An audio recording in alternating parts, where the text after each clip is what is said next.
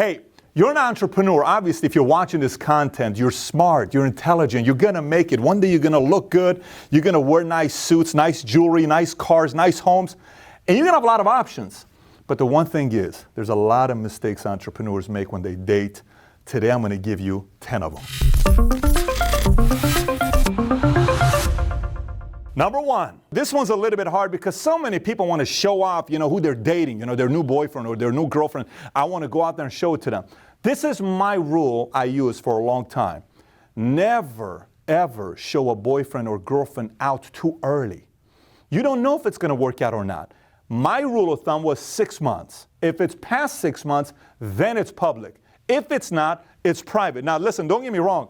If you're having dinner at Ruth Chris or somewhere like that and somebody sees you, it's a different story. I'm here with my friend, we're having dinner together, right?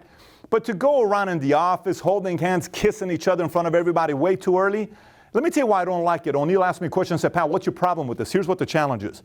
When another person working with you sees you with too many new relationships, it doesn't show too much stability for me to be wanting to work with you. Matter of fact, it inspires somebody to do the same thing as well. I like stability. And the more talent you want that's higher talent, they want to see somebody they're working with that is stable in their business life. Number two, okay, so you look good, you work out, he looks good, he works out, you're dating each other, you're dating him or her, whatever it is, right?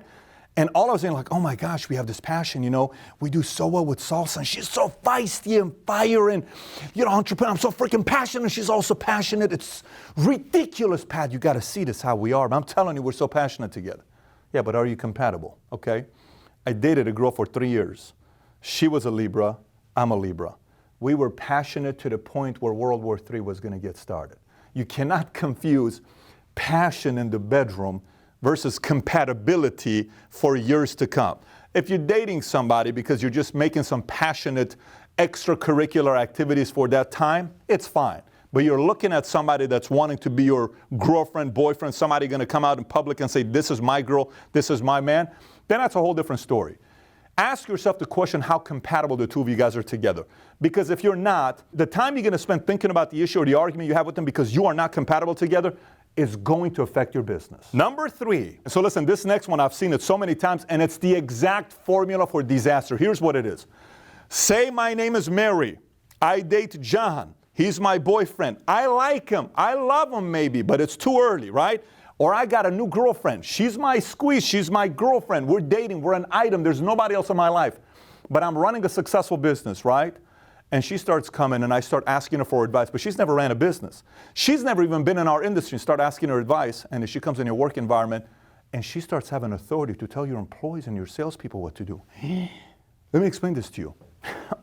Have you ever been in that kind of an environment where just because your boss has a new girlfriend or a new boyfriend and they tell you how to do business, but they've only been dating that person for 9 months and they have no clue how your business works, and that person is giving him or her the authority to talk to you like they're your boss? How do you feel about it when that happened to you? Let me tell you, there's nothing more annoying than that. So, if you're dating somebody, just because I love somebody, that doesn't mean you run the business. Just because you're my boyfriend or my girlfriend, that doesn't mean you know what you're doing to tell other people what to do. This is the business I've been running. Now, a year, 2 years, 3 years, 4 years, 5 years later, and you're involved in the workplace for 2 years, and everybody sees you as one, as somebody that's committed, complete different story. Until then, very subtle. Very, very subtle. But go with your gut because you know the business. Your girlfriend, boyfriend you're dating is just somebody you love. They don't know about your business. Number four. So here's another awkward thing happens when you date somebody new and you're kind of going through, and let's just say one is the earner. She makes the money. She's the entrepreneur. He doesn't. Or he makes the money. She doesn't. And there is a feeling from the person that makes money that the other person is trying to take advantage of their status money-wise, okay? So whatever position you're in, if you're the money person, the way you set it up, it's on you if you feel that way. And if you're not the person making the money, you got to set the tone that I have my own money as well. So this is how I suggest going if the relationship's taking place with an earner and another person that makes money, but maybe not her kind of money. We have 3 accounts. Her account, his account, our account. Our account, I put 500, you put 500. It's like Dutch. I put it out, you put it out. What do you want to do? We're going to go on a trip together because I want to get to know you better. No problem. I don't have to pay for your flight. I don't have to pay for your hotel. We're going to go split. No problem. By the way, I suggest this up front, because the money person later on doesn't have to worry about the fact that this is the motivation of her or him because he just wanted the money. When you do that, if she wants to go buy a $5,000 Chanel purse, no problem. She does it with her money. If he wants to go buy $8,000 rims on his car, that's okay. It's his money. Our money, this is what we spend. What did we spend money on? $800. No problem. $400. That was a flight to Vegas. Hotel was $400 a night. We stayed 2 nights. That's $1,200. Dinner was $300. We are good to go, babe. No problem. No one is leaving feeling like one is taking advantage of the other. Now, later on, once it gets serious, then it's a different story. And by the way, even at that point, I still recommend 3 accounts because it minimizes arguments. Number 5. Okay, so this next one is from many, many personal experiences with this. Sometimes when you have a girlfriend and you're new, you're dating, you're running your business, and it's like you're dating each other, you're new, it's exciting stuff that's going on. You're like, hey, you know, I can take a long lunch. Let's meet at 12 o'clock, have lunch, and then let's go to my place. It's 12 o'clock, you leave. Okay, 1 o'clock, you finish lunch. Then you go back to the place. And he took a 2-hour break, or she took a 2-hour break. Then it's 2 o'clock, 3 o'clock. Just one more time, right? And it's 4 o'clock. Oh my gosh, I'm so tired. You know what? I'm just going to cancel my appointments tonight. I'm going to let everybody know something came up. Text, hey, my assistant, hey, Mary, can you call everybody and tell them my appointments got canceled? Yeah, something just came up.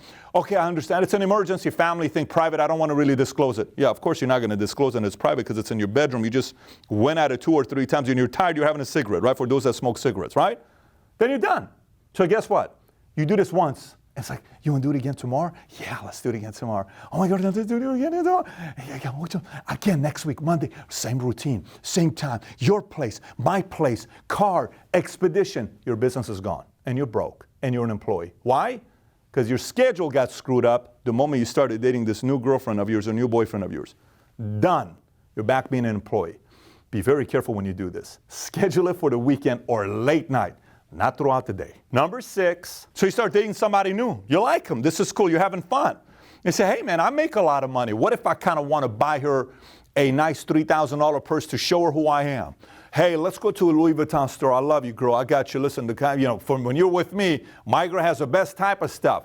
Here's a $3,500 Louis Vuitton. Oh, my gosh, you're so amazing. My ex never did this. And guys, oh, your ex now, of course, I wish I was like my ex never wasn't. Yes, you walk around feeling so proud of yourself. What you don't realize is this. You've officially set an expectation of if he buys me a Louis Vuitton bag 2 months into it, guess what? Next year, I want you to buy me a Louis Vuitton store. And if you don't, it's a disappointment because you can no longer go up. What's above a $3,500 purse? What is it? Yeah, you're going to go buy a Chanel $5,500 purse? What's above that? There's only one way to go up. If you go from a $3,500 Louis Vuitton purse to a $350 Coach bag, guess what she's going to tell you? You know what, babe? You used to love me, babe. What happened? I think we had a different relationship. I just used to buy me high-quality stuff. Coach, it hurts my feelings. You screwed up because you spoiled them too early. Rather than saying, my girl who's going to be with me and is going to be with me long term, let me tell you what I'm going to be doing. After she shows commitment, because the relationship is both ways. She shows me commitment, we're together. He shows me commitment. I'm going to do this, but 5 years from now, 10 years from now, 15 years from now. And if he or she sticks around, that may be a keeper.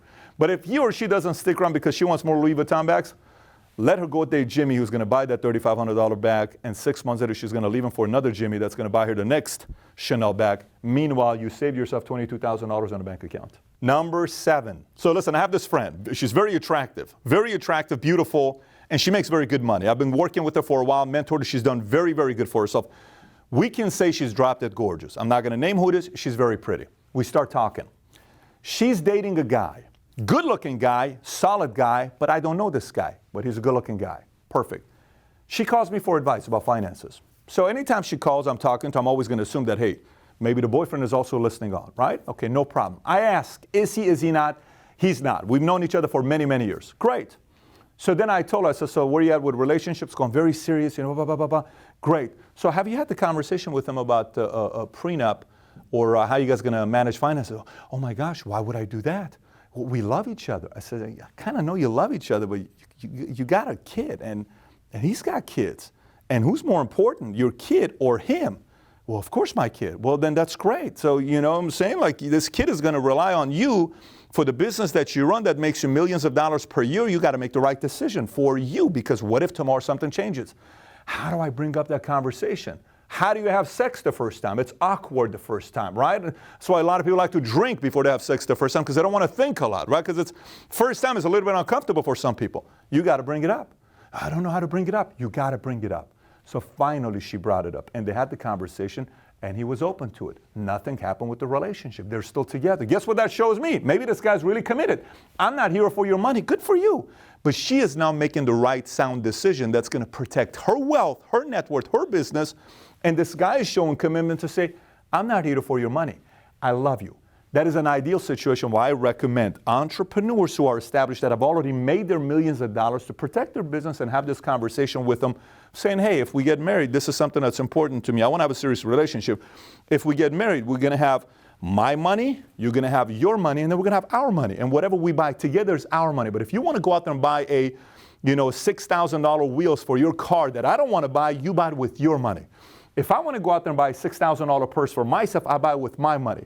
But if we want to buy a couch for the house and fix it up, it's $4,000, we buy it with our money. Is this fair? Yes, great. Love it. Babe, I'm so glad we're on the same page together.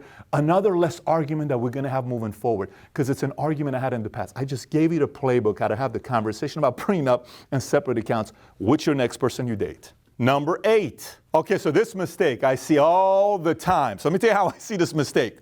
Say one of my executive or somebody or mentor I work with, I meet their new girl for the first time, okay?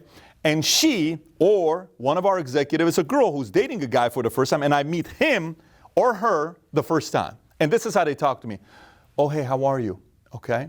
And they have me look to me. I'm like, oh, wow. Oh, hi, how are you? Okay. I heard a lot. Good to meet you. I automatically know that this guy complained about some part of our relationship in the past to her or him. So which means our relationship is already in a box because he's complaining about his work environment to people that he's dating or she's dating, right? Now, somebody might say, but then who am I supposed to talk to? What am I supposed to do? Do you know how many times I have seen the person that's running a business prevent themselves from blowing up because they complain so much to the person that they sleep with every night, to the point where the person that they sleep with every night, all they care about is for their partner to be happy and at peace. And indirectly, the new girlfriend or boyfriend that doesn't know their work environment, they push them away from the business, out, and they don't even know they're doing this. They'll say things like this. Babe, I can't believe he did that to you. I can't believe she did. You know what you should do, babe? You should leave. You should leave, baby. You just don't look happy, babe. I should leave. You should leave. I should leave. You should leave. I'm going to leave tomorrow. Okay, babe. Let's go. We're going to be good to you. Boom. You just cost yourself a couple $1 million. Not smart. We've all been in that situation before, but I'm just telling you from experience. Don't complain all the time about your workplace to your girl or your boyfriend.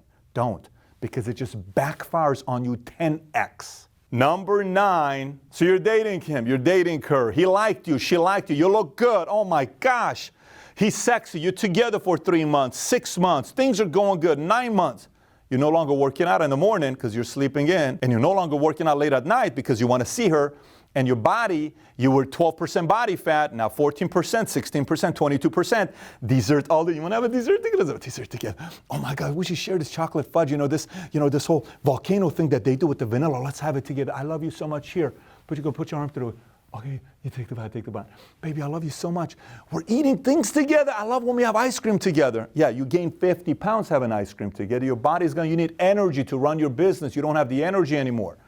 So just because you're dating somebody new, and you finally have somebody locked down, that doesn't mean you let your body go. Because running a business requires a lot of energy and stamina. By the way, stamina is going to help you in other aspects of your life as well.